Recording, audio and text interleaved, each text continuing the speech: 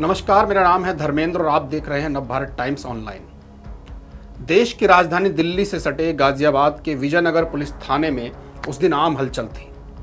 शनिवार का दिन था और दीवार पर टंगी घड़ी की सुइयां सुबह के करीब 11 बजे का वक्त बता रही थी। तभी अचानक एक शख्स थाने में दाखिल होता है। हैरान परेशान दिख रहा वो शख्स अपना नाम मोहम्मद आलम बताता है। पुलिस उससे परेशानी की वजह पूछती है तो वो बताता है कि पूजा नाम की उसकी महिला दोस्त कल से लापता है। उसका फ़ोन भी नहीं मिल रहा है। आलम बताता है कि उसका बेटा गाजियाबाद के मसूरी में एक हॉस्पिटल में भर्ती है और पूजा उसे देखने के लिए ही शुक्रवार शाम को घर से निकली थी।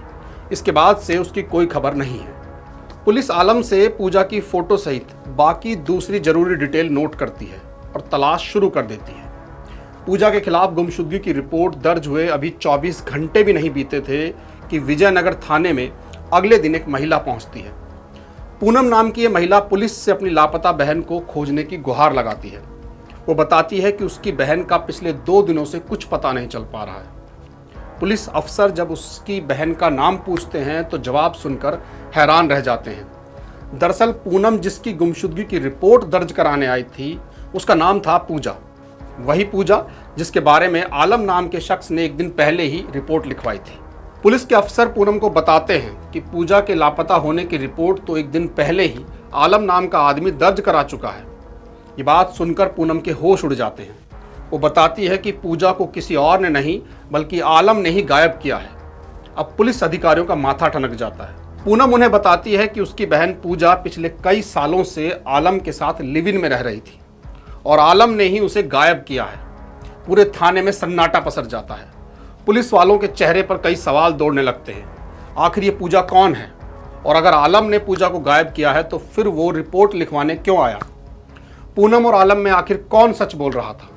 अब पुलिस सबसे पहले पूजा के मोबाइल नंबर को सर्विलांस पर लगाती है। उसकी आखिरी लोकेशन गाजियाबाद के मसूरी इलाके में गंग नहर के पास मिलती है। इसके बाद जब आलम के नंबर को ट्रैक किया जाता है तो पुलिस अफसर चौंक जाते हैं। आलम और पूजा के मोबाइल की लोकेशन मसूरी के हॉस्पिटल से लेकर गंग नहर तक साथ साथ थी। पुलिस का शक अब आलम पर जाता है और तुरंत उसकी तलाश में एक टीम भेज दी जाती है। कुछ देर बाद उसे हिरासत में लिया जाता है और जब उससे पूछताछ होती है तो सारी कहानी खुलकर सामने आ जाती है। पूजा का कत्ल हो चुका था और इस कत्ल को किसी और ने नहीं बल्कि खुद आलम ने अंजाम दिया था। पूरी कहानी कुछ इस तरह थी। हापुड़ का रहने वाला मोहम्मद आलम कार मैकेनिक का काम करता था। सना नाम की बीवी से उसके 4 बच्चे भी हैं। करीब 4 साल पहले आलम से गाजियाबाद के विजयनगर इलाके में रहने वाली पूजा की मुलाकात हुई। पहले से शादीशुदा पूजा 3 बच्चों की मां थी और अपने पति से अलग रहती थी। आलम और पूजा के बीच मुलाकात का सिलसिला देखते ही देखते प्यार में बदल गया और दोनों एक दूसरे के साथ लिव इन में रहने लगे। करीब 6 महीने पहले आलम ने पूजा के साथ निकाह भी कर लिया। आलम कुछ दिन सना के साथ हापुड़ में रहता और कुछ दिन पूजा के साथ विजयनगर में। शुरू में सब कुछ ठीक रहा, लेकिन धीरे धीरे पूजा आलम से अपनी पहली बीवी सना को छोड़ने के लिए दबाव बनाने लगी।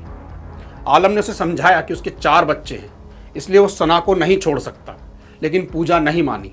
अब आलम उससे छुटकारा पाने के बारे में सोचने लगा था। शुक्रवार को बीमारी की वजह से आलम का बेटा मसूरी के अस्पताल में भर्ती था, लेकिन पूजा उसे बार बार फ़ोन करके बुला रही थी। जब आलम ने आने से इनकार कर दिया तो पूजा खुद मसूरी पहुंच गई। इस पर आलम ने उसे अस्पताल के बाहर से ही अपनी गाड़ी में बिठाया और बात करने के बहाने से गंग नहर के किनारे ले गया। वहां पहुंचकर उसने पूजा के दुपट्टे से गला घोंट कर उसकी हत्या कर दी।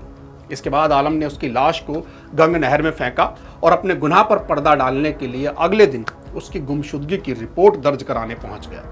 हालांकि मोबाइल लोकेशन की वजह से उसके सारे प्लान पर पानी फिर गया। फिलहाल के लिए इतना ही। कल आपसे फिर मुलाकात होगी। तब तक के लिए नमस्कार।